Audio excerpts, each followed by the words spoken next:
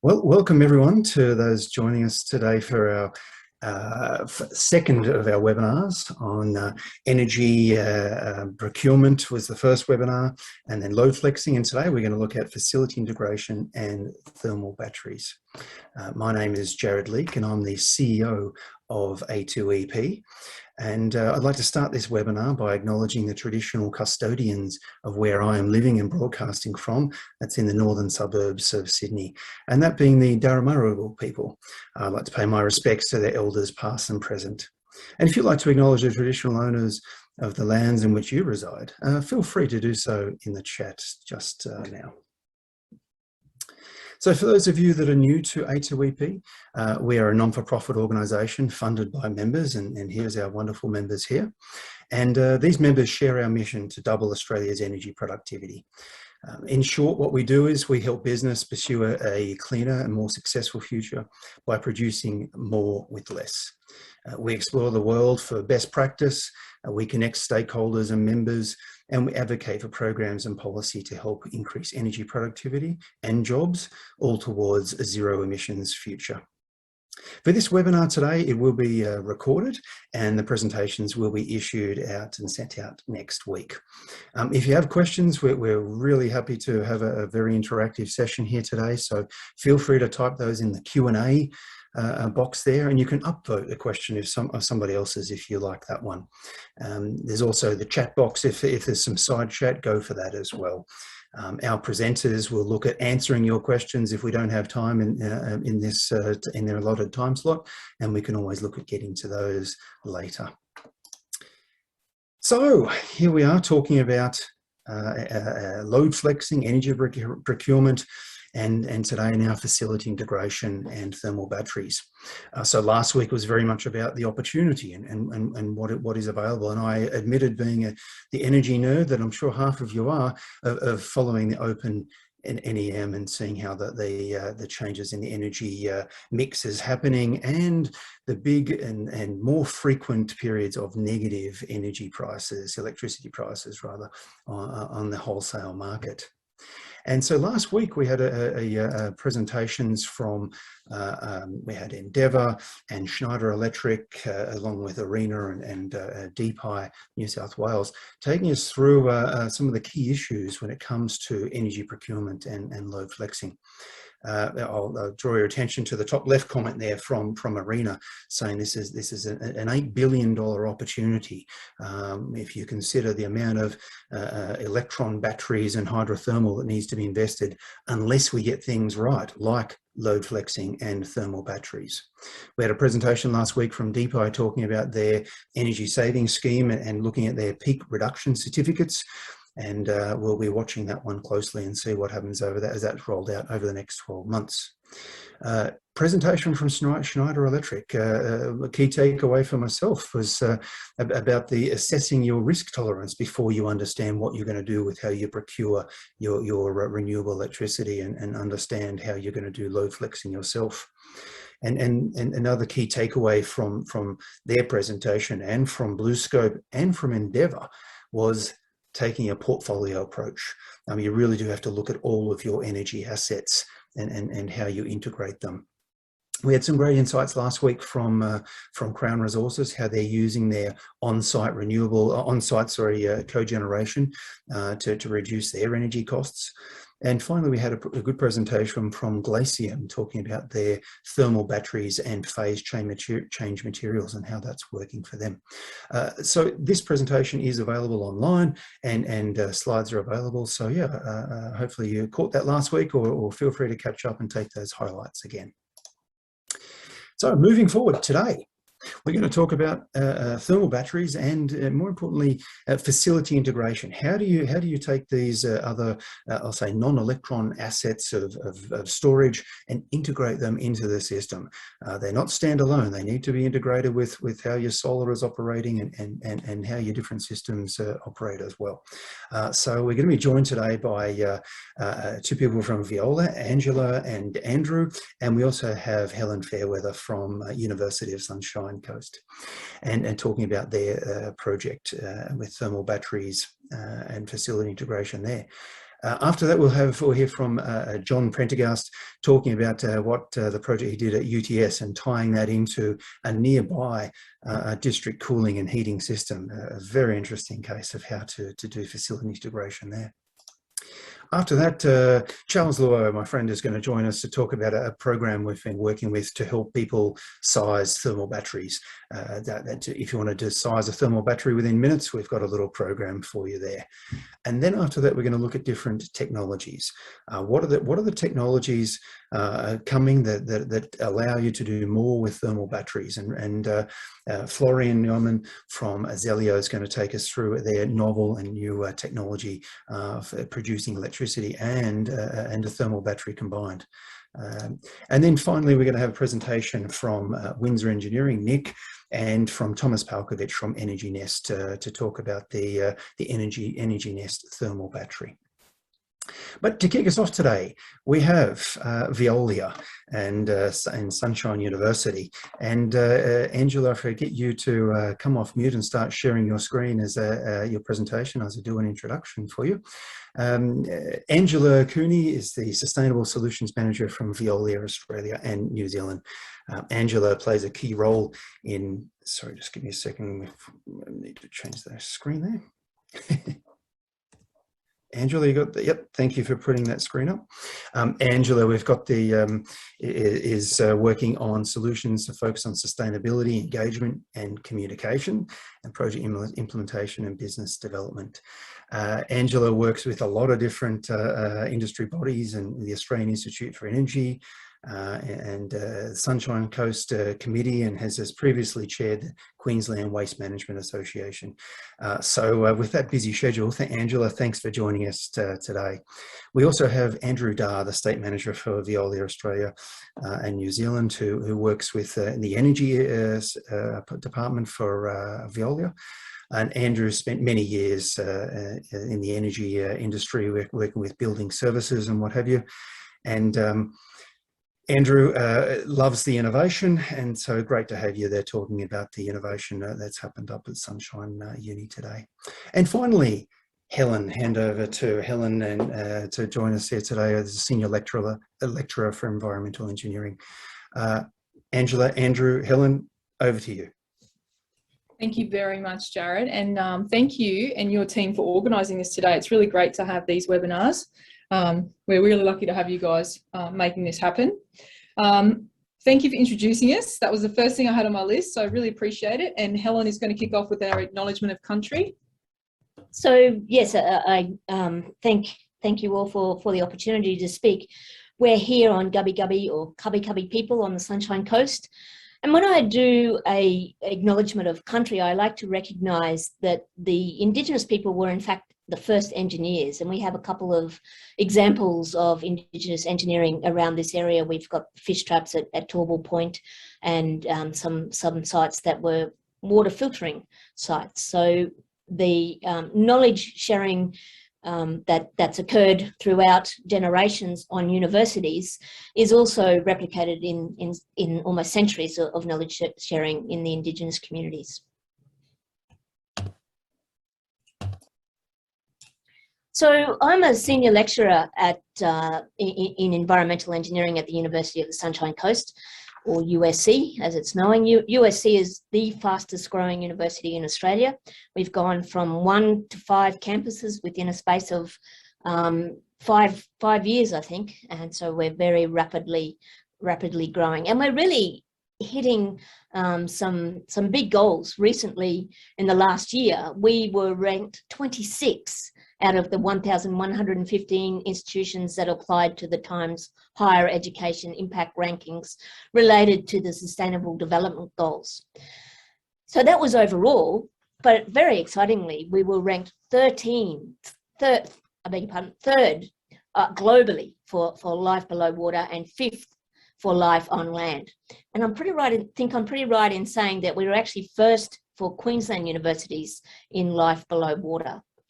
We have more than 120 programs that we offer across all of our campuses, and we work in across 26 research fields. And you can see the numbers of students that we have.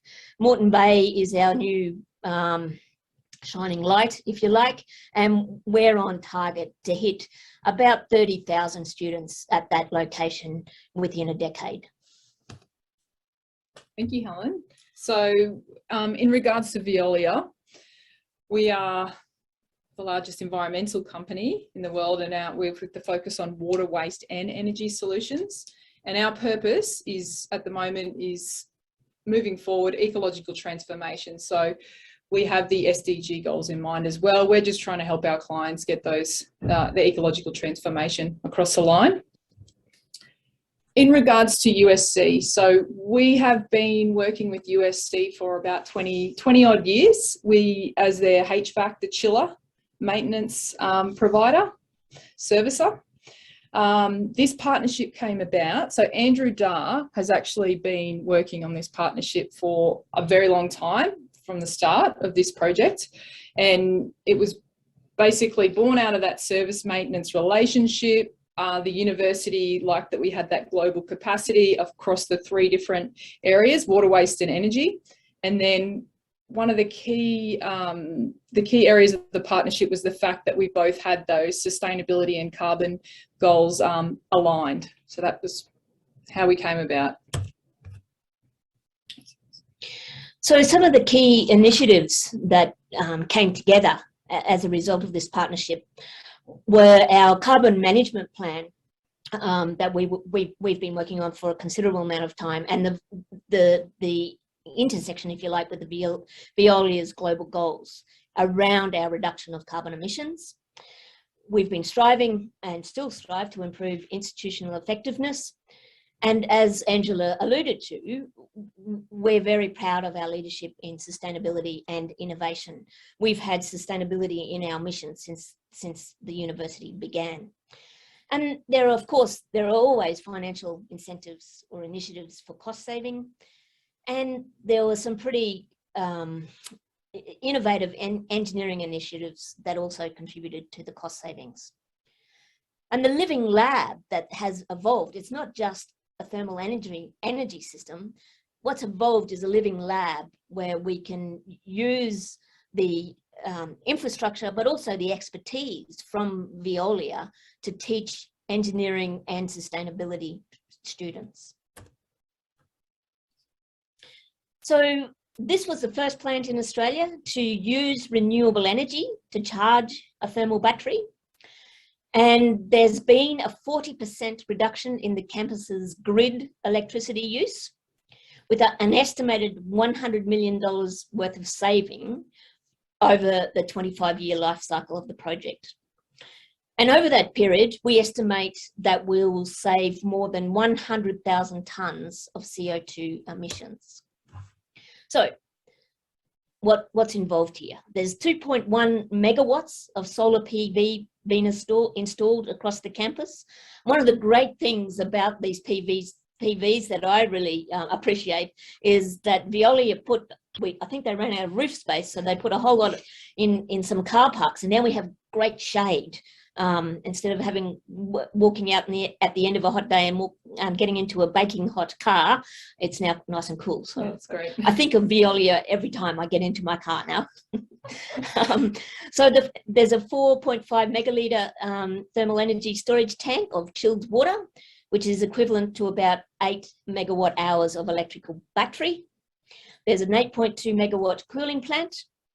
And we have a couple of really nice lakes here at the location here, and we recover water from that lake through an ultrafiltration process to use in the air conditioning cooling towers, and that results in a saving of 802 megalitres of potable water. The new chillers that were installed, I think, 2 years ago, use environmentally friendly refrigerant gas, and there's an advanced building management system that allows some sophisticated management of electricity demand, some in real time adjustments to be made by switching between solar, mains electricity and chilled water storage. And there's a picture there of the 2 people from Veolia managing that system, and it's a really good thing when we bring visitors through to demonstrate the level of sophistication that we've got embedded in that site. And one of the really, I'm probably too old to say this, but one of the really cool things, or maybe I am too old, no, that says I am too old to say that, but one of the really cool things was the integrated PV roofing for the new central energy facility. And we've had a couple of hailstorms and it survived that. So that was the first in Australia at that time. And so that was very exciting. From an engineering point of view, it was quite an exciting thing to watch evolve. So there are 3 loops, if you like, and I'm not going to go through that diagram in detail. You'll get a copy of the slides and you'll be able to track the movement of the water and the water from the lake and the water through the chilling system and then through the air conditioning system. But one of the really important things is the integration of weather conditions and the forecasts of the weather conditions and how they can adjust the system to optimize our use of the energy and keep us all cool, because it's important that we remain cool. Now, I've realized that when I shared this time, even though we practiced it, I forgot to tick the box to share the sound. So I'm just, if you bear with me, I'm just going to have to stop the share and share again and tick that box. Well, it was. I wasn't, I had done it, sorry, apologies. So I'll just go to a little video here. We've installed 6,000 solar panels across the... We've got no sound here at all. It's working at our end there.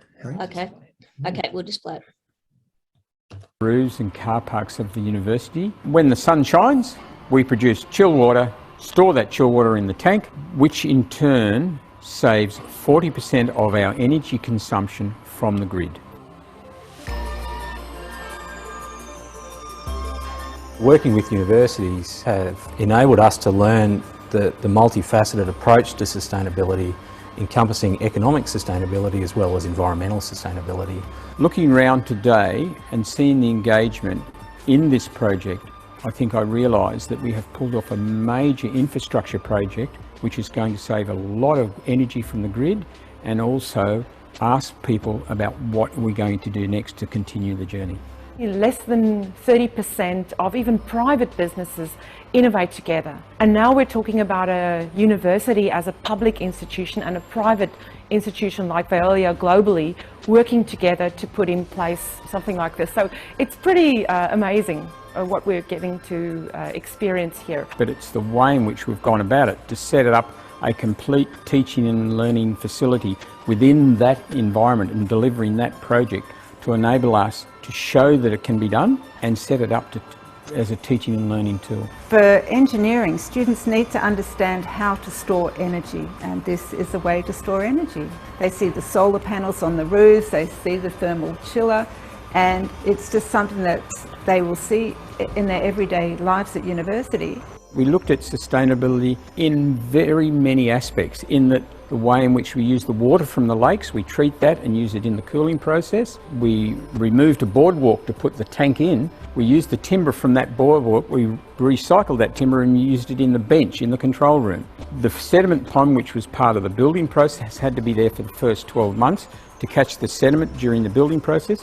We've actually turned that into a permanent, ongoing feature to attract the wildlife onto the site so that it can be used. Well, in terms of sustainability, we've walked the talk. The Sunshine Coast Council aims to be the most sustainable local government authority in Australia, and we're very happy to support that mission.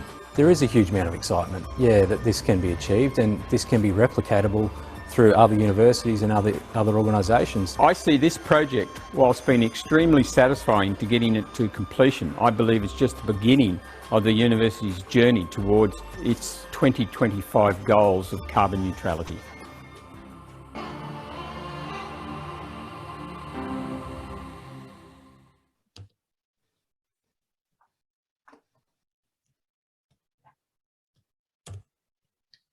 Great, thank you, Helen, and thank you. I hope the video gave you a good visual. Sometimes it's hard to get your head around what things look like without seeing something like that. And having said that, everyone's always welcome to come to site and have a look and have a tour. So now I'm just going to run through a bit of the development journey. I've got Andrew Darr here today as well, and he's got a strong background because he was here from the start of this project.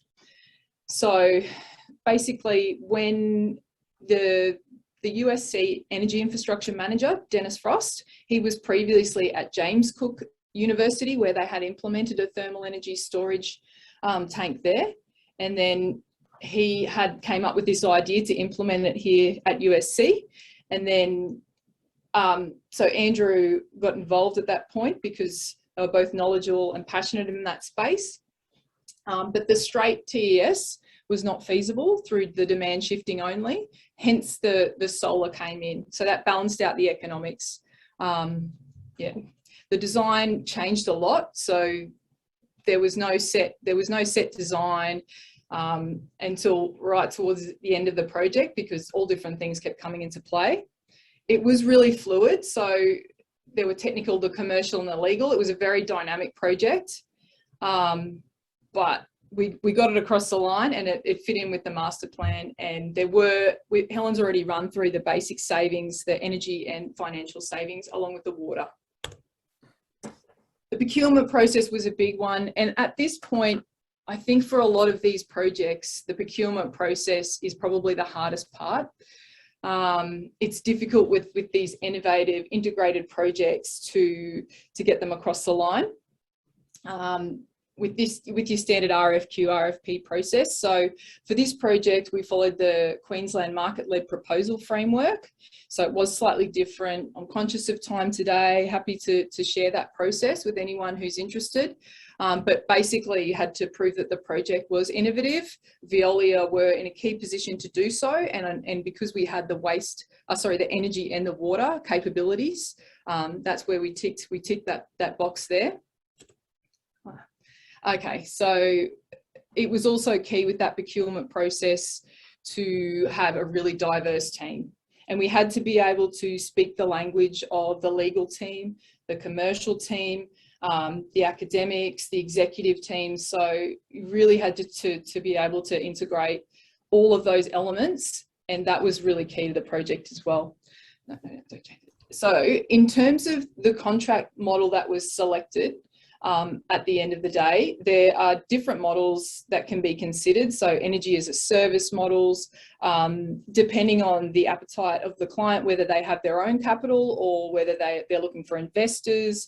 There are an array of commercial models that can be looked at. With the university, given the environment at the time, they opted for the DBOOT model, so the design, build, own, operate and transfer.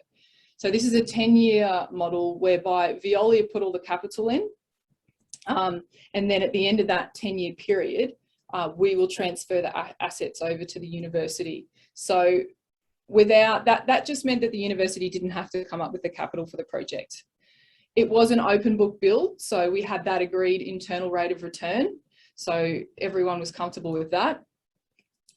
As far as the model goes, we'd seen it a lot around, because we have the water business in Australia from that water perspective. It just at the time wasn't very common in the energy space.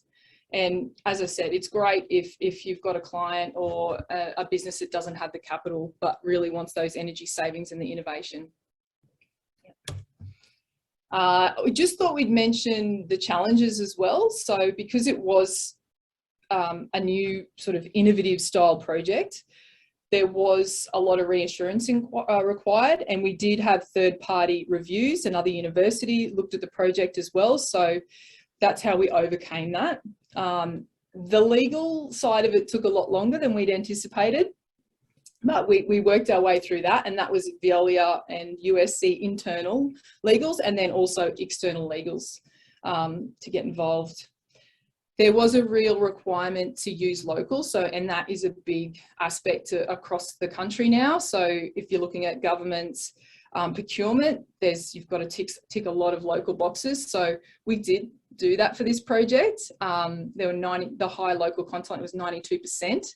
We did use the local contractors, and you just have to, I guess, just be mindful of when choosing those local contracts that you might be teaching them a little bit about innovation and upskilling, and the contractors we chose were really driven by that as well.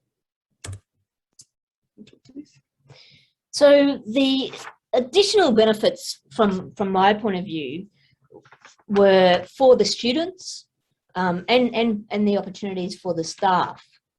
So I had a course coordinator for a course called Construction Technology, and I met with Andrew and the other partners from Veolia at the beginning of the project. And that Veolia and Andrew and his colleagues put forward a couple of ideas of how we could integrate our curriculum into the building and then the ongoing operation of this facility. And so I grasped this opportunity, and it was fantastic because in construction technology, I talk about contracts. So we used the DBOOT contract, and the students did an assignment based on the progress of the build. We had 2 site visits so that they could watch the progress. One of the really I suppose from a construction technology point of view, not so much from an energy point of view, one of the really good things was the slab, the concrete slab. It had to be within a plus or minus 2 millimeter tolerance, and so that was very interesting from that point of view to talk through all of that, and also the construction of the tank, starting from the roof on the ground and then it being jacked up. So that was, as I said, a great opportunity for the students to be involved. It is gone further than that now. We've had a couple of graduate students being placed in Veolia, get jobs in Veolia, and there are ongoing student work experience opportunities. Andrew and some of his colleagues often do guest lectures for me and my colleagues as well, and we really welcome that industry experience being incorporated into our curriculum. Project group work is also an important part of the engineering degree. Engineering students have to do a capstone project, as you most likely know, and we take that opportunity to work with Veolia in coming up with some of those year-long projects. The project won an international award for its innovation, and I can't remember the name of it, but the District Climate Award. So that was really exciting. That was a joint award. Joint award, yes, and you know, this is a very good infrastructure for our region because it demonstrates the way forward in terms of reducing greenhouse gas emissions. And it's great to have site tours for the students and the community. I'm the co-chair of the Local Engineers Australia group, and we've had tours here for that group as well. Yeah, thank you, Helen. So just rounding up the project, I guess the key things are all of the different technologies on their own. So advanced water treatment, thermal energy storage, the solar, the BMS are not particularly innovative, but bringing them all together and the way we can manage the load now is probably, and the fact that we've integrated into the university plus the commercial model, all of that coming together, that's, I guess, why this project has received so much attention and it is deemed very innovative. So on its own, or the elements on their own, not so much, but bringing it all together has been what's been the real highlight. Just a couple of key lessons is the people, the humans involved. So the project teams are critical. Having the champions, so the energy infrastructure manager as our champion, and then Andrew Darr as the Veolia champion, and they're both very clever with a lot of great technical skills. That's really important. Being open-minded and flexible, because things don't always go down the path with innovation projects that you potentially think they're going to go down. So that was really important. Being able to just manage those challenges and roadblocks, even throughout the preparation of this project and leading up to it, Energex had changed some regulations, so we had to work through that. And it did take a lot of sheer determination and willpower, and yeah, definitely pushing those boundaries and working with other key people. Thank you. Fantastic. Helen, Angela, Andrew, what a fabulous story. Thank you so much for that. We do have some questions coming through, and we'll just maybe try and take one of those. But Andrew or Angela, maybe you're able to comment on the costs of the thermal battery versus some other technologies and things. We've got a comment there already from thanks to Charles Llewellyn about that one. But just checking, Andrew, if you had any comments on that, the cost for the battery versus other technologies and things. Yeah, thanks, Jared. The costs are similar to lithium ion when we look at that same capacity as a comparison, but the degradation's not there. So, you know, the thermal storage tank will last 40 years if it's well maintained. And, you know, the liner doesn't need replacement at approximately the 20-year mark, but yeah, there's no performance degradation whatsoever. So in that respect, when you look at the long-term schemes that many of these are built upon nowadays, you do stack up well with thermal storage. Very good. And look, Andrew, if you're staying on, and if a few questions come through on that in the chat or the Q&A, please, it'd be great to have some more answers there. You might find me typing. I'd be love to type in a few about all the more technical details and how you're forecasting and things like that. But we do need to keep moving. Thank you so much for that presentation. Some fantastic insight there. So I mean, you can see that the innovation is not always just about hardware.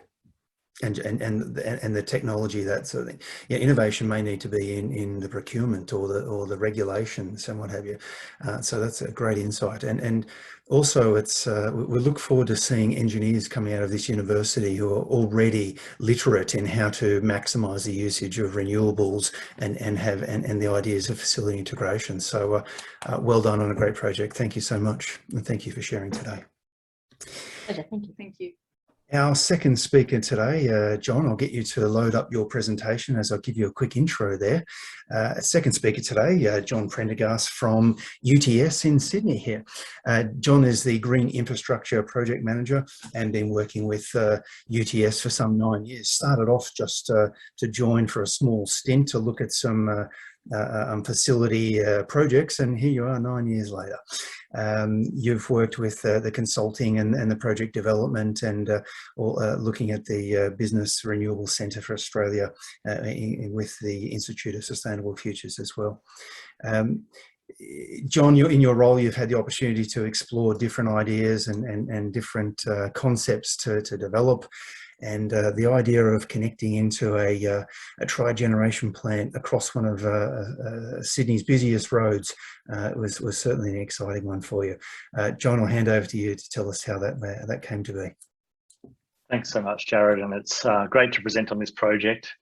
We kind of did the project, say, 5 years ago now, and made a bit of a splash in the media at the time.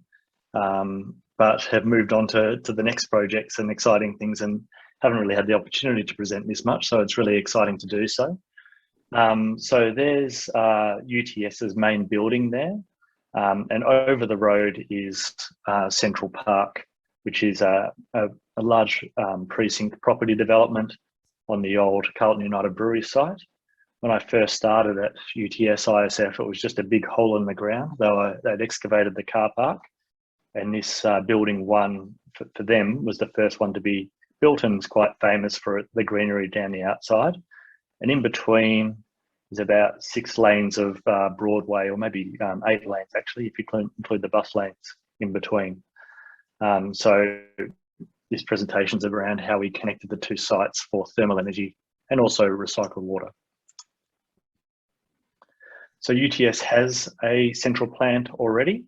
So in the basement of building 1 and 2, building 1 being the big tower, we have chillers and boilers, and I've shown some red pipes for heating and blue pipes for chilled water loops that go to the various buildings, to building 1, 2, 3, 4, 6, and 11 as well. When I produced this graphic, the yellow were future buildings, and they're now all current buildings because the campus master plan has been built. So building 7 and building 11 and the library retrieval system were connected into the central plant as well. One of my first projects when I moved to Sydney from Melbourne in 2011 was with ISF, working for UTS and Fraser's Property to study the potential for energy and water linkages between the two sites. Just a feasibility study at the time, very high level. and not much. So it was very informative, but it didn't go too much further at the time. And then in 2014, UTS started developing the UTS Central project. So it was a 6-level podium building attached to building 1, was our building 2. So they were working through a few options on whether to refurbish the podium, knock it down and rebuild the podium, or knock it down and rebuild the podium with a tower on top. And you can see where they landed by what is built there. So that saw the need for UTS to increase its chilling capacity beyond what our central plant could provide. So one of the options I threw into the mix was linking the 2 sites thermally, or really getting that thermal supply from the Central Park Central Energy Centre. So within the Fraser site, there you can see when it was a bit more of a demolition site than a constructed site. On the left is the old brewery, the heritage building that has been kept with the cooling towers built on top for the heat rejection plant for the Central Energy Centre, which is underground about 3 levels deep, that holds boilers, trigeneration and chillers. So here's the line that had to go across Broadway and then into the UTS Central plant with a thermal heat exchanger, or what we call the Energy Transfer Station, the ETS, in between. And that's sort of the point of demarcation between the Central Parks Energy Centre's infrastructure and our infrastructure. So in terms of a timeline, we were looking at those 3 options in December 2014. I went on holiday, came back in February and told that they were building the tower. So I said, right, I better kick into gear and see if we can get this thermal energy link concept developed a bit further. We had a chilling workshop where I put myself in as the independent facilitator of that workshop, but with a vested interest that we could explore district cooling further. And we had 13 options. And I remember this was like option 7, to get district cooling supply from across the road. And at the bottom said, the conclusion was, sounds great, but will never happen. So that was my call to arms to pursue it a bit further. So I did some work on that and ended up getting agreement to test the idea. By then, Brookfield were the owners of the Central Park Central Energy Plant. So we issued a request for proposal from them, and went about evaluating their proposal and negotiating a chilled water supply agreement. In the meantime, the basement was being built into the basement car park before the building's getting built. So we had this window of whether we're going to do horizontal directional drilling under Broadway at that point, or possibly never be able to do it. And Brookfield actually did that ahead of finalising the chilled water agreement. And I work on a lot of innovative projects, and often it's the time that kills you, that, oh, we could do this or we could do that, but if we don't get an Ausgrid supply by then, or a gas connection by then, the building won't be able to operate when it gets commissioned. So let's just do the business as usual. All this innovation stuff is very hard. So that was one of the things that came together to make the project possible. So the next step was building UTS Central, and the energy transfer station, the thermal heat exchanger, was built in the basement of UTS Central while the building was under construction. We're up to about a level 7 by then, but it was, a site occupied by the UTS contractor building the building, and we the Richard Crook's construction team, as well as the UTS building services and project managers, did a great job of coordinating that pipe work and installation on the UTS side during that building construction. And then in June 2014, the chilled water supply commenced. We had a lot of, whilst we committed to the deal, we still had some doubts. And I remember one consultant didn't want to work on the project because thought that it wouldn't be able to integrate into our plan. so we weren't completely sure that it could work, or there was some doubt. And because it was quite novel, we had 5 chillers in our basement already, and this was effectively going to be our 6th chiller connecting into a chilled water header, which is our primary loop, and that goes to a secondary loop that supplies all those 6 buildings from the central plant. So when the supply commenced, a month later we got this graph, which was the sort of monitoring, the BMS monitoring our chilled water production. And you can see here that about 95% of our chilled water, it was in July, came from the district cooling link. And I'm not an emotional person, but I think I cried a little bit when that graph came in, because I was like, it works.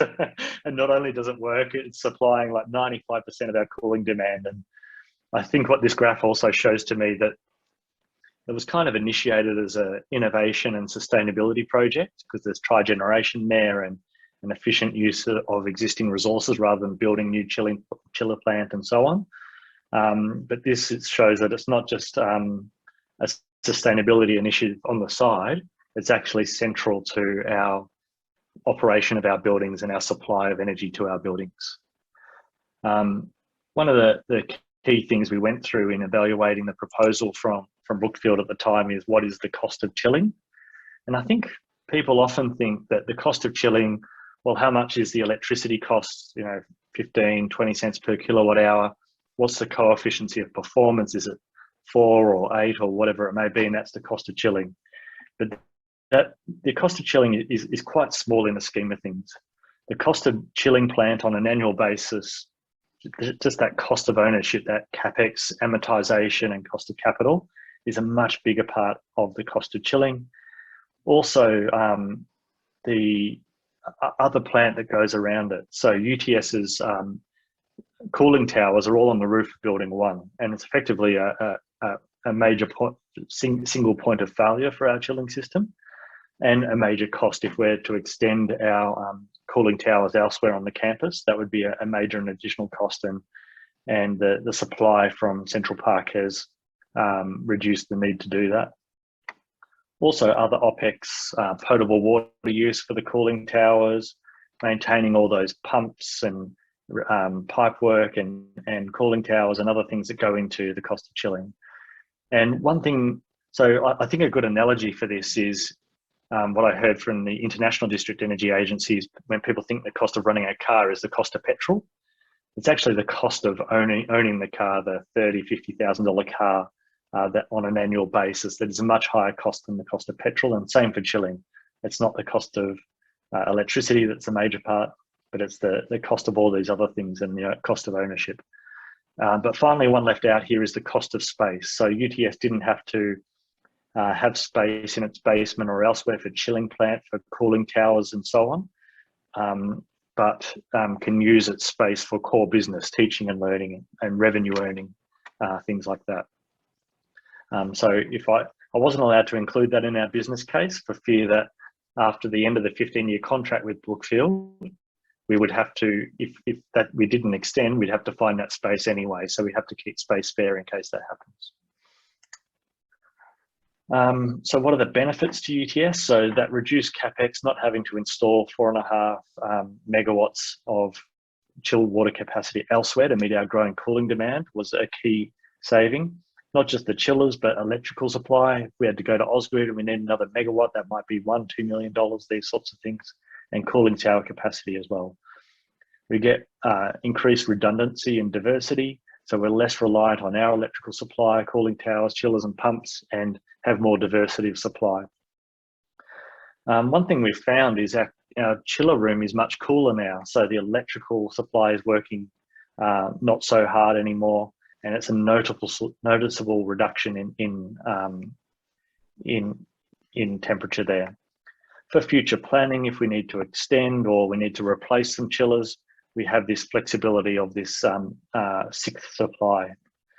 But a major one is the roof and space savings, and it's actually part of what got it over the line. I planted the idea with the Deputy Vice Chancellor that if we get cooling here, we won't have to put air-cooled chillers or new chillers and cooling towers on the roof of UTS Central, and then we might be able to put a pool on the roof. And this really stuck in his head. UTS is getting a pool. And I think the UTS Central design team looked at it for a couple of months and then dismissed it, but it's still stuck in his head maybe 6-12 months later. So what happened in the end is we have meeting rooms up there with open air spaces, and that wouldn't have been possible with noisy plant on the roof, plus the safe space of not having to have more chillers in the basement, etc. It also taps into the broader theme of district cooling internationally. So that diversity issue, there's less chillers, there's bigger chillers and less number of them, but overall less chilling capacity, less cooling towers, less electrical supplies to each building in aggregate, because you've got diversity of load coming from one plant. And that's really what worked in this deal and this project was UTS has peak cooling demand on a hot weekday afternoon in January when all our students are there, or in March when it's even more vibrant. Whereas Central Park is more residential, so it has peak cooling demand maybe on a weekend evening or something like that. So they've got spare cooling capacity right when we need it. So they didn't have to build more plant to service our chilling demand. You get centralized expertise, more optimal experts running one major plant rather than in every building, and also more efficient staging and maintenance and so on. And finally, it enables a scale for innovation. So what's happened internationally, in Chicago, they have huge ice storage units. In Toronto, they get heat rejection from deep, cool lakes. And same in Scandinavia, where they used either chilling supply or heat rejection from cool water bottles and so on. Happy to answer questions. Thank you very much. John, thanks very much. An exciting and excellent project. Well done, well done. We do have a question here in the Q&A there, is around how the chilled water pipeline across the Broadway was constructed. I think you mentioned horizontal directional drilling before, and how long did it take to do that? And if I can add in, what sort of regulation did you have to get through to get that to happen? Yeah, so the horizontal directional drilling, I think only took a couple of days. It's more about having to dig big holes at each end. At one end, we had a basement car park that was slowly rising, but open, so I didn't have to dig a hole there. At our end, they had to dig a bigger hole to receive the horizontal directional drilling. In terms of regulation, there was a local government planning approval to install that. And obviously lots of civil engineering to ensure we don't interfere with other services already in there, which was no small feat. But it was something that was a bit of an unknown. What does it take to install 500mm chilled water pipes under Broadway? And hopefully there's no regulators on the call, but to date we've had no pushback or anything there. So it's sitting there supplying chilled water flow and return. Brilliant. Thanks, John. Sounds like a win-win for both sides there, and a fantastic project. You just love to see more of that happening. Very good. Thank John, you. Many thanks for that. And John's around, so if you've got some questions, feel free to put those in the Q&A box or the chat box, and John will no doubt be able to keep answering as we go through other presentations. Very good. Okay, we'll now move on to, we've got a presentation here, or a quick demonstration rather. Charles Luo from Shell Energy is joining me. Charles and I have been working on a way for sizing thermal batteries, and so we'll take you through that. But Charles, you're the team leader for energy there at Shell Energy, and we've been working together for a while now, and I definitely can vouch that you understand energy productivity, one of the best of all, knowing that if you can produce more and more value rather than just saving all the time, that's where the real value is. So great to have you with us here today, and let me share my screen on the tool that we've developed, and let's take everybody through that, shall we? Sounds great, and thanks, Jared, for the kind words. Definitely very excited to show off the next version of this tool. So I suppose I'll just give everyone a quick background in case they missed the initial presentation of this tool probably a couple of months ago now, the original purpose was to provide some quick financial and operational figures of what high temperature heat pumps would mean to a commercial or industrial site, largely the industrial sector.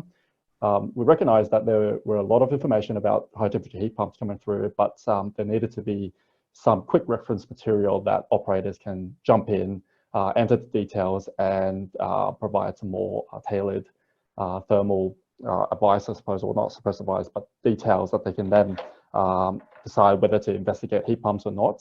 So this tool really gives a order of magnitude analysis of what it means for individual sites.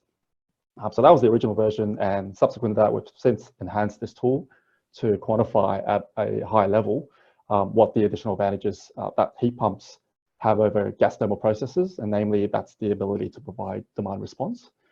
That's either through RERTs or FCAS or even just peak lopping. And this sits really well with the renewable ecosystems that most sites are coming towards and building. And it also helps reduce the operational risk of the site having additional thermal storage that you can tap into in case anything goes wrong. And from a market point of view, as more and more process heat are electrified, there's going to be a greater role of thermal storage. And the fact that this is probably one of the lowest cost energy storage systems also does it justice, I suppose, of justifying why it should be part of this heat pump system. So I'll just go through this additional tool. So Jared's already pre-populated this with some typical system details. Fuel cost of $15 per gigajoules of gas and 16 cents per kilowatt hours of electricity cost, and 4,000 hours of process use. And from there, the tool works out sort of the appropriate heat pump size to provide for the needs of the site. Plus, there's now an additional couple of questions on row 8, which asks whether load flex and demand response is required. Now, if that's selected yes, that then allows you to select the time period which the load flex or demand response is desired for. The larger that number, the sort of longer the duration, the bigger the thermal storage required would be. And that's factored into the outputs of the tool at the bottom, and also the dimensions of the tank you need there on the right. So essentially, that's all there is to it. We wanted to keep this very simple. And it also, so here you can see in the outputs for in row 38, additional revenue from load flex and demand response. For this particular system, it's a 3 megawatts heats, about 1 megawatt electrical, will give you roughly $14,000 a year. Now that might not be much on the grand scheme of things, but it's an additional revenue that I think will have larger impact the more heat is electrified. And the other thing we should note is that we were, in designing this figure, I've been extremely conservative in the amount of revenue that you can get back from this. Obviously, the more you're able to participate in these sort of demand response events, the more lucrative it is for the site. And peak lopping has not been factored into this at all, simply because this tool does not account for the on-site load profile. That's a little bit too complicated to actually put into this sort of early concept design. So in a nutshell, that's pretty much it. I just want to be really quick on it. Jared, is there anything else you'd like to add? Charles, I think you've nailed it all there. This so we built on the earlier version where it was just doing the heat pumps, and now you can actually sort of visualize the size of the a little bit on the size of the thermal storage, whether that's going to be an above ground vertical tank similar to what we saw in the Veolia case, or possibly maybe some shorter, more stouter, maybe below ground tanks that you need to fit into a lower space. So you can sort of compare those as well. But otherwise, yeah, Charles, I think you've absolutely nailed it there. this is sort of at a beta version, so we'll have a few beta testers out there. And if you would like to have a test of that, please give me an email and I can send you this. And very shortly, we're hoping within a couple of months, this will be actually all online as well. So you'll be able to go to an interactive web version of this and be able to enter the details and get the information back. And we have had very good feedback on the CapEx and OpEx. On purpose, these are meant to be a little bit conservative, just so that we don't send people down the wrong path too quickly. So these are conservative, but the feedback is that these numbers are fairly close to the mark, and certainly enough to give you a bit of a handle to start with, and certainly enough for you to start doing a little bit of a simulation modeling work to say, well, what's if instead of having an 85-degree outlet temperature, what's if I just went for 81 degrees, and what is the impact on the COP and costs and things like that. So that's where we've got some confidence that sort of basic modeling there is good. But as Charles said, we don't have enough to be able to put into sort of your load profile and properly calculate tariff optimizations and things like that. It's not ready for that at all, but maybe next year. Charles, perfect. Thank you so much. Thanks, Jared. Great to have you joining us here today.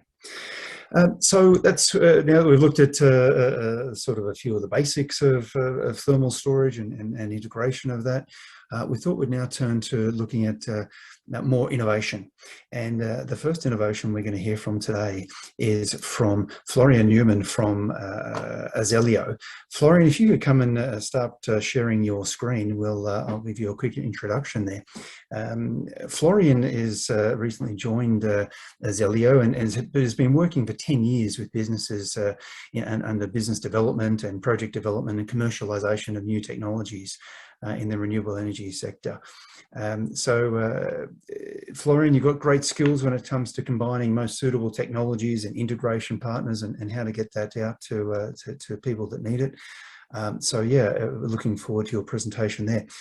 I can't see your slides at the moment. Are you having trouble there, Florian, coming off the... Yep, I've got your video up there now. Hey guys, how are you? Sorry, yeah, gotcha. I just couldn't hear you properly. So I'm just pulling up my slides right now, and I'm sharing my screen. Just let me know if the slides are coming through. They have, just need to go into presentation mode and we're in business. There we go. Good to go. So welcome everyone, and thank you for taking some time out of your precious schedules. My name is Florian. I'm the country director for Azelio here in Australia and the wider APAC region. And we have our focus on thermal energy storage systems. And we're going to take the next 10 minutes talking about the technology on a very high level and its applications. We're also going to show a few case studies and show you the benefits and results out of those case studies. So we'll dive right in. For those of you who haven't heard about us as of yet, we were actually founded in 2008 as Clenatech, and we've rebranded a few years ago to Azelio, and we're also stock listed in Stockholm. So we're a Swedish company. We've got a few offices around the world. So we're a global company. We're in China, Morocco, Madrid, South Africa, and Australia. With our current product, we've got over 10 sites already in operation. And just as a general background, Azelio was a former CSP company. So we've got a lot of experience in the solar concentrator market already.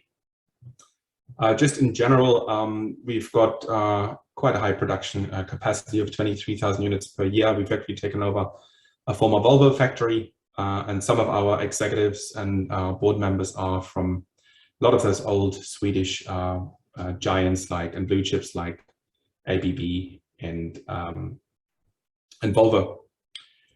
We've got quite a lot of interest in our technology. We've got around 5.6 gigawatt hours worth of MOUs signed up to be delivered over the next years. And we've started looking at the Australian markets quite seriously over a year and a half ago. And with me joining the business, we're now in full swing, looking at various opportunities where we can bring the technology in as a supplier or co-develop larger opportunities with grid providers and generators or semi-off-grid, fringe of grid end customers. So we all know that the best source in Australia to charge thermal batteries, because we've got a product where we are charging our thermal phase change material with electricity. So we all know that in Australia, the best resource for cheap electricity is solar. However, we all do know as well that PV is great during the day, but not great during the night. So what Azilio is literally doing is we're closing that loop, and we can provide 24/7 renewable power. And for that, we've got a product that's called the TESS pod. So TESS obviously standing for thermal energy storage, and it's quite a groundbreaking innovation. So what we use as a phase change material, so that's the material we're heating up to 600 degrees, is an aluminum alloy. Just to put it in perspective compared to other chemical batteries, it's fully recycled aluminum, and also in turn it can be recycled again. The entire device is 99-point-something% recyclable.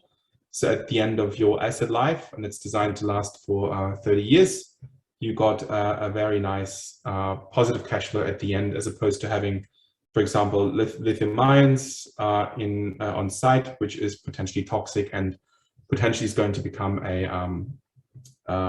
conflict metal with all the trade wars going on. So we all know aluminum is a very prevalent metal or metal in the Earth's crust. So there's no shortage around the world of aluminum. So with that innovation, we can really scale, because we'll never have any supply shortages of lithium or other rare earth metals or half metals.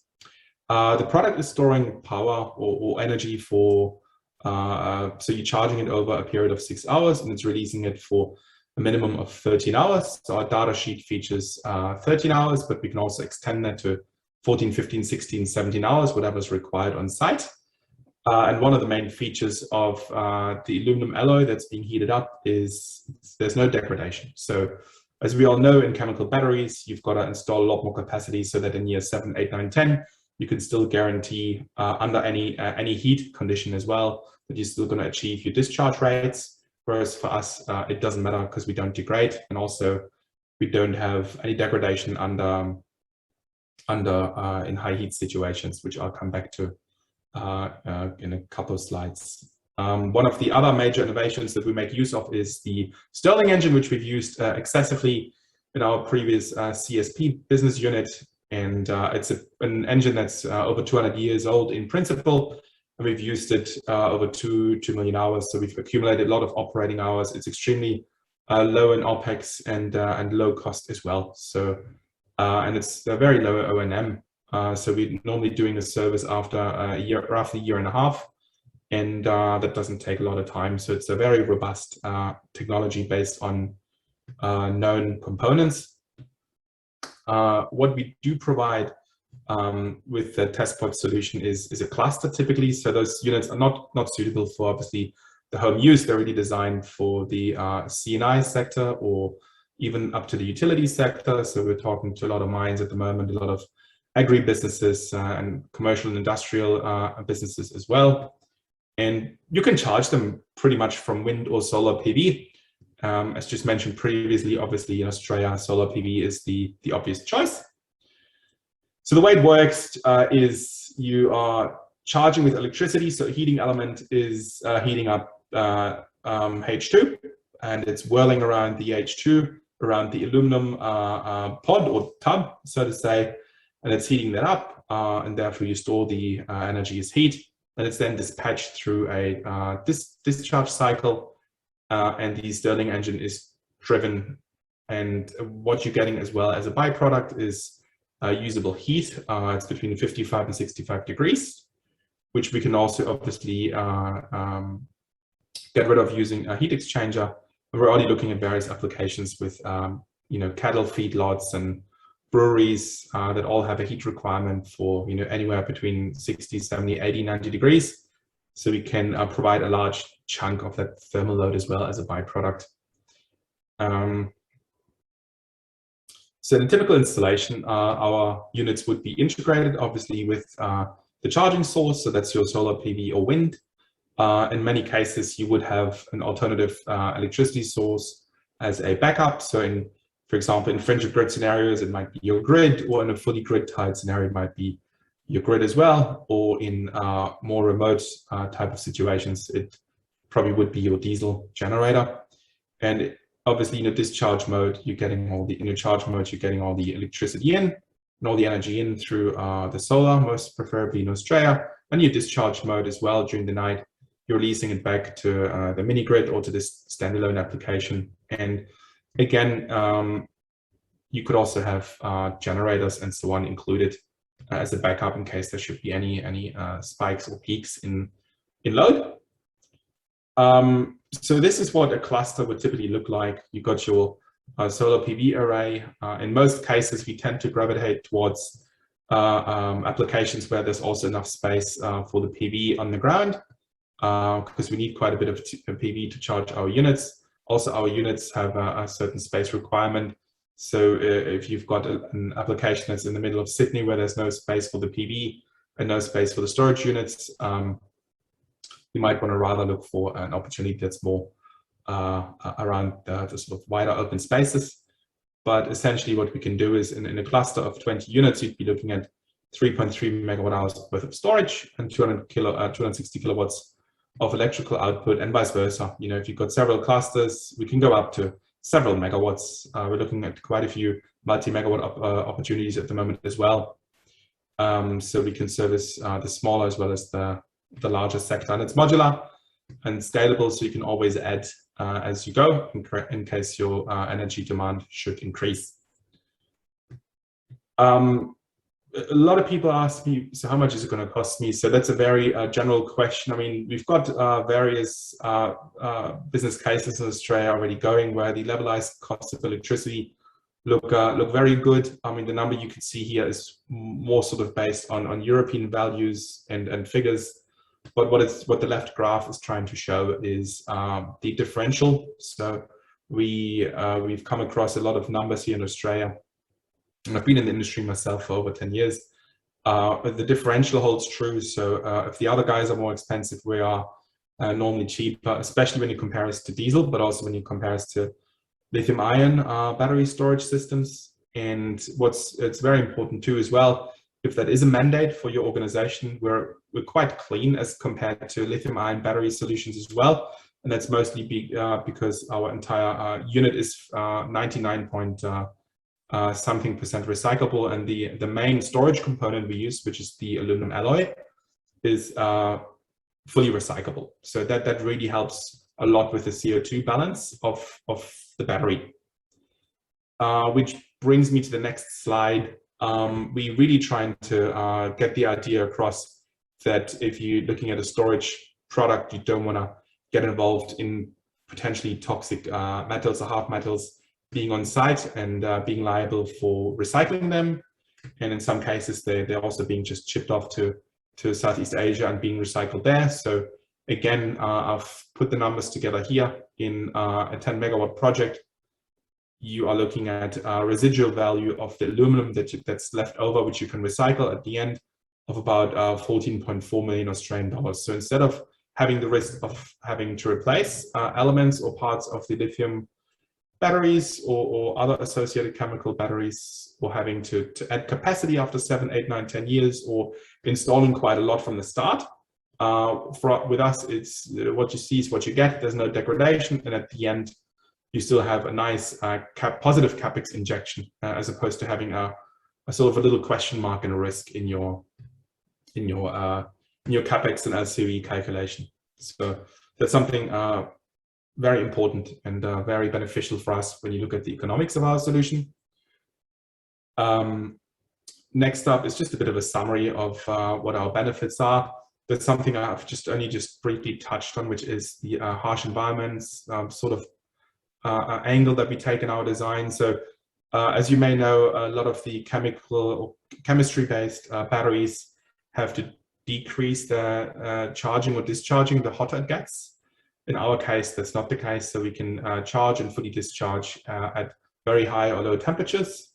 So that's one advantage of us compared to other types of technologies, because what ends up happening is other type of technologies have to install a lot more capacity in order to satisfy the heat degradation, as well as the degradation in discharge rates that you've got towards the end of the day with chemical batteries, as well as the degradation you've got throughout the years, which together with a 30-year lifespan of our product makes good economic sense in most of the applications. So we won a few awards for our test pod, and let's just have a look at our at a few cases. I mean, that's a case in Egypt where we are reducing, so it's 20 units, and we are reducing 603 tons of CO2 annually and saving over 230 cubic meters of diesel annually. So that's an agricultural case. There's also a mining case that I would like to show you, which is, so in this particular case, it's a pumping system where water is being led to an evaporation pool, and diesel generators there are working overtime to satisfy their load. And with the Azilio product, we've been able to reduce the diesel cost and O&M cost of diesel engines by 75% and reduce the CO2 by 75% as well. So it's quite significant. That's quite a fascinating example. And our target sectors in general, I mean, it's quite a global statement here, but what we're looking at in Australia at the moment is a lot of commercial industrial applications. So that's your poultry farms, your cattle feedlots, your breweries, the food and beverage industry in general, dairy farms. We've had quite a number of agricultural and remote community inquiries and project opportunities come our way. And of course, you've got the ever-present water and irrigation segment. So we see ourselves playing to our strengths in those sectors quite significantly, and we're getting quite some good feedback at the moment in regards to that. So that's what we've got, and which brings me to the last slide. I think I've been going quite swiftly, so please let me know if you've got any questions for me. I'll just Florian, many thanks. Thanks for the overview of the technology. It's when something so sort of new comes out like this, where you've got the electrical production and you've got that thermal coming out together. It's going to take some time to work out exactly where this technology is best implemented, and is that going to be for supplying, domestic hot water at those sorts of temperatures that you're mentioning, or is that going to be integrating with a brewery for their cleaning wash water and things? Yeah, it'd be great to watch this and see how that those business cases stack up, and we'll be watching the technology closely. So thank you so much. I will keep us moving there, Florian, and if I could get you to answer some of those questions in that Q&A box there, a few questions around efficiency and round-trip efficiency and the material selection, that'd be great, and that way we'll keep on moving. But Florian, many thanks for the thank you very much. Yeah, fabulous. We'll now move on to another thermal battery technology, again high up on the innovation scale, and this is we're going to look at this energy nest concept. So joining us today we have Nick Holmes, is the General Manager for Windsor Engineering. Nick, you've been around thermal systems and boilers and heat exchangers, heat recovery for some 20 odd years, so comes to us with a very good background of understanding energy flows. And you're joined today from Thomas Palkovich, the Vice President of Project Development for Energy Nest in Europe. And Thomas, many thanks for getting up early to join us here this morning. Thomas has been working with Energy Nest since 2016 as the Vice President for Project Development and Commercialization and Development of clone projects. He's got an industrial background within oil and gas and Dresser Rand, working with the Wood Group and Alstom. So, certainly understand that understands energy flows and the needs of process industries and power generation. Nick and Thomas, I'll hand over to you and look forward to hearing more about Energy Nest. Thanks, Jared. I appreciate this opportunity to present. So my name's Nick. I work for Windsor Engineering. We're obviously a local engineering company here in Australia, New Zealand. We're partnering with Energy Nest. They're a Norwegian company that specialise in an award-winning technology, specifically to help maximise the value of energy. Thermal batteries, that is their sole purpose. That's all they do. They've been around for 10 plus years. They've developed this technology. They've implemented it with assistance from the UAE institutes of Masdar to have an R&D facility there. So they've had 2 years of extensive verification, performance verification that was done in conjunction with those guys. So very well proven. And they're now starting to roll out into commercial applications. So today's bit of an overview. It's quite a quick one, a couple of examples. We'll go from there. Just 2 minutes on, or 1 minute on Windsor. We're an engineering company specialising in heat exchangers, air heaters. Timber drying kilns was where we started. More recently, the Windsor Energy Group is a subsidiary that focuses on thermal energy generation, so predominantly boilers. In today's world, that's predominantly biomass. Moving into renewables with electric boilers as well, and obviously the next stage is how to integrate that and transfer to thermal storage.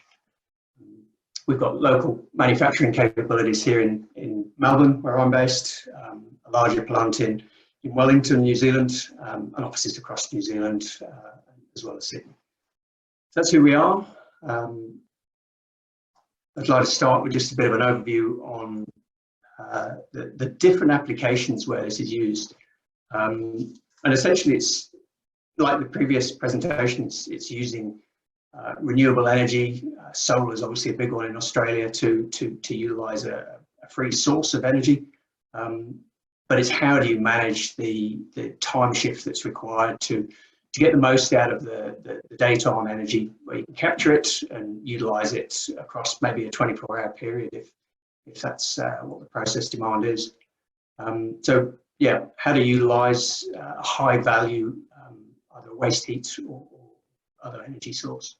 So there's 5 main sort of areas to focus on. Electrification, so that is using wind or solar to gain the renewable energy, store it in a thermal basis, and then export that out of the thermal storage to process, whether it's in the form of steam or electricity or process heat. So that's in the most basic application. Looking at another slightly more sophisticated version is recovering heat from process, and again, where there's a mismatch between process output heat and the demand for other process heat. The thermal battery in the middle gives you that time shift buffer to utilise the energy to its maximum. The third one, steam grid balancing. Again, it's where you have steam generation and steam demand with a bit of a mismatch, maybe a very peak process spikes, and you need to utilise a lower average steam demand. So a thermal battery would allow that. Like an accumulator in a traditional boiler system, just a far greater capability in terms of storage volume and time. At the larger end of the scale, power generation, similar concept where you can maximise the output and smooth that graph of supply and demand. And then in another simple form is solar thermal, where you're capturing the heat from the sun, storing it, and utilising it as process heat. So again, in the simplest form, you're charging your thermal battery during an 8-hour sunny day, and you may discharge that through a 24-hour process period. So obviously the size of your batteries will determine how quick, or sorry, how long the duration of discharge would be. In the concentration solar field, it's competing against the more traditional sort of molten salt, but on a much smaller scale and a much lower cost. In terms of the projects in Europe, Energy Nest work closely with EPC providers. They've got an engineering partner, TSK, they work with that does the integration and balance of plant. They work with major players like Siemens for the steam turbines, turbo machinery, and also obviously for steam systems, they need a boiler provider where they've worked with AC boilers. So for this part of the world, being as remote as we are, that's where Windsor can offer some engineering, balance of plant, scope of supply, as well as a boiler division, so we can design and manufacture boilers to complement the system. So again, we can add a lot of the value locally. As a bit of an example of the system's scalability, just put this slide in. It's just demonstrates the collaboration that Siemens have with Energy Nest. They've looked at this specific project. They're engaged to do some detailed engineering for one of Japan's largest power companies, but specifically to balance out the load from a waste to energy boiler that those sort of big boilers like to run at a stable, steady condition.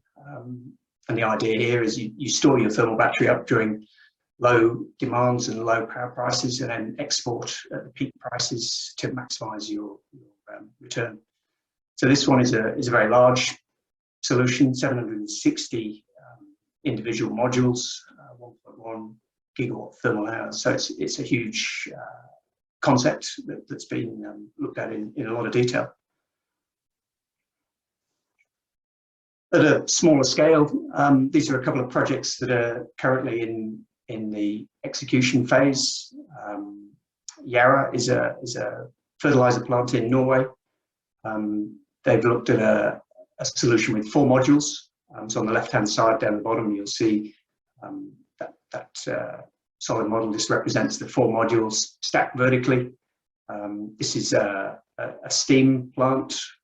So they're looking to soak up the excess steam when it's not needed, put into storage, and allow it then to be dispatched on demand at a later stage. So the systems typically that are running on steam will have a higher charging pressure than the discharge out to process at a later date. So that plant's currently early stages of construction. So yeah, towards the end of this year, I think it should be up and running. The second plant, as an example here, was Eni. It's an Italian oil and gas company. And in this instance, looking at a new solar thermal plant to charge the thermal battery. It's two modules, approximately 2 megawatts thermal storage. So the idea here is it'll obviously be charged with the solar thermal oil medium, and then it'll be discharged into steam turbine to power some of the plant, and presumably some low-grade steam from that could go to process as well. So this equipment's all been delivered. I think there's been some delays on site out of Energy Nest control, but due to be starting later on this year as well. There's a couple of examples. Probably a good point to make here is, compared to the previous slides, these are quite small scale. It's a highly scalable product by nature of how it's designed. So the next couple of slides will just sort of put that in perspective.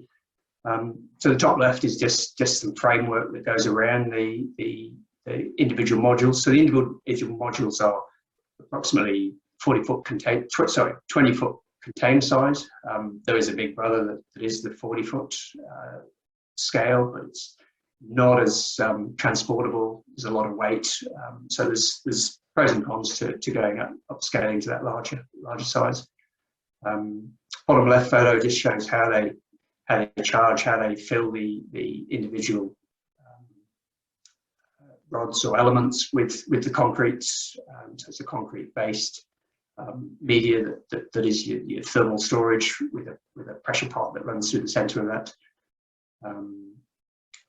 These 2 photographs just show that it's a highly movable individual module, which makes it ideal for transporting. So this gives you a bit of a the actual unit. So it's got 64 odd individual elements in it. They're connected to a flow and return header. So there's a header at the top and bottom that they're all connected to. So when they're charging, the medium comes in at the top and flows through the system. When it's discharging, it works in reverse to go out to the process. So I'm not going to go through all these boxes, but typically a single unit module is in the order of 1.5 megawatts. Depending on the capacity of the system and how quickly it's designed to charge and discharge, you may get a little bit more or less from it. Again, depending on what the medium is that you're using, whether it's steam or thermal oil. Probably the most important feature here is the IP of the special concrete that's used. It's called heatcrete, so very high efficiency, high performance concrete that's been developed specifically for this application. It's been proven over many years of operation that it can withstand the thermal stresses that you see in this kind of cyclic application. So there's two main heating mediums that can be used for these modules. One is thermal oil, and the other is direct steam. So there's some benefits, pros and cons to both systems, but thermal oil is probably the preferred sort of technical fit. It's an ideal medium to be heated from waste heat, from an electric heater, or directly in a solar field. So you can see here the different methods of charging, putting energy into the thermal storage.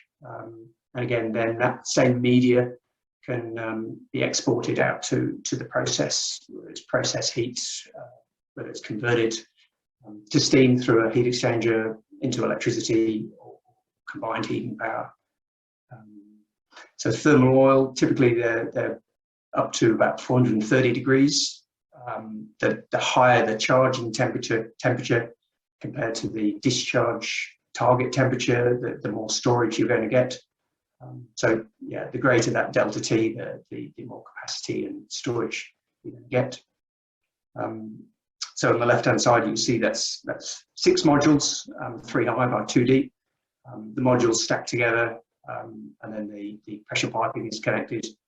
The whole assembly is encased in a structure, so it can be insulated and clad from the elements. So it's a very simple build to put it together. On the right-hand side, you'll see a similar configuration. This one's a 4 module assembly. This time it's using a steam system as the heat transfer fluid. So the advantages are, if you've got a steam process demand, it's a single medium. There's no need to convert from the thermal oil to steam. So there's some advantages there. There's a few more complexities involved. You need some additional pressure vessels to generate the steam at the output. And the system's approved up to 100 bar, so they're very robust up to very high pressures. In terms of the balance of plant and the additional equipment, this example is of an electric heater heating the fluid into the battery, but that could easily be represented by the waste heat recovery unit or the solar field as the input of the heat. The yellow center is the actual heart of the thermal battery, so the energy nest.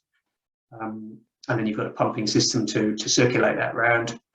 And as I mentioned, when it's charging, you circulate it in one direction, and to discharge, you essentially then just reverse the flow out and it'll go off to the process, whether that's to a boiler, steam generator, or other electrical generator. So the key to this whole system is the simplicity. It's a very flexible system, highly modular, so then it's very easy to scale it up. So yeah, it's a simple system. It's relatively new. We don't have any examples here in Australia yet, but we've started some inroads. There's certainly some opportunities, some good opportunities. We have very cheap electricity by day, so certainly this concept of electric heaters is one that should stack up. Very high gas prices, so offsetting traditional gas boilers and thermal generation is an ideal mix. And Nick, we do have Yarra in Australia, along with other ammonia plants where this may well be applicable to get things started here too. So, Nick, I think that was the we're just about out of time, so I think that was you got through the bulk of the presentation there, I'm sure. Excellent. Yep. Thank you. Very good.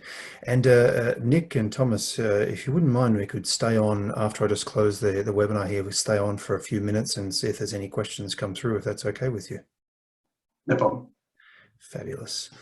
Thanks very much for the presentation, though, Nick. I'll just, if you just excuse, I'll just share my screen for a few closing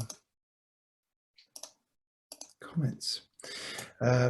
Well, thank you so much for our speakers today. I think we had a really good run through of thermal batteries and how to integrate them with facilities on very practical terms, and with a start there, and then having a look at these technologies, the innovation coming as well. So good to see what's coming down the track and get us thinking about how they can be integrated with different process sites or domestic or space heating. So coming up with A2EP, we've got some more webinars. Actually, next month you could call it our heat pump or process heating month. We're kicking off on the 4th of November to talk about hydrogen, biomass, biogas, gasification and solar thermal. So join us for that. If you're looking to decarbonise and get off gas or coal, we'll have some great alternatives for you there as well. And then on the 10th of November, we're going to be joined by Dr. Gordon Arpugas, who's joined A2EP before to take us through the latest innovations of high temperature heat pumps. A lot has happened in the last 12 months since we've had Gordon present for us, and he's going to let us know what's the latest applications and refrigerants and what have you there, joined also by some other speakers. Also through the month, we'll be doing a dedicated webinar on process heating alternatives and heat pumps for abattoirs and for the beverage industry as well. So we look forward to welcoming people to have those sector-specific presentations. So that's pretty much it for us today. If you want more of A2EP, sure, follow us on LinkedIn, plenty of announcements there. The recordings and the slides will be sent out next week, and we'll try and capture those questions and include those as well. Florian, good job getting through those answers there that have come through. But for there, we'll close off the webinar. But for those that want to stay and have a chat to Thomas Palkovich and Nick Holmes from Windsor about the Energy Nest, please stay online and feel free to type in some questions there. Otherwise, enjoy your afternoon, and thanks very much for joining us. There we go. Nick and Thomas, I can't see any questions coming through there for the moment. I'll see if anyone types them up and see what comes through. Just check the chat as well.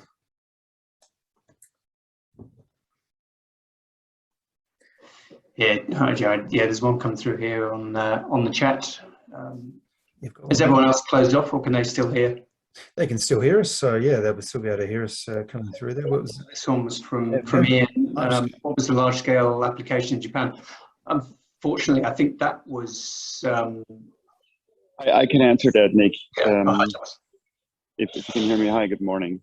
So the application in Japan was a steam storage, including superheating system for an electricity from waste plant. So while the electricity from waste plant runs pretty straight 24/7, the aim of that client is to produce peak electricity and almost no electricity during some hours at night. And therefore he would store his steam, including superheating portion, in a thermal battery to discharge it again when it is most attractive. So it's a price arbitrage play.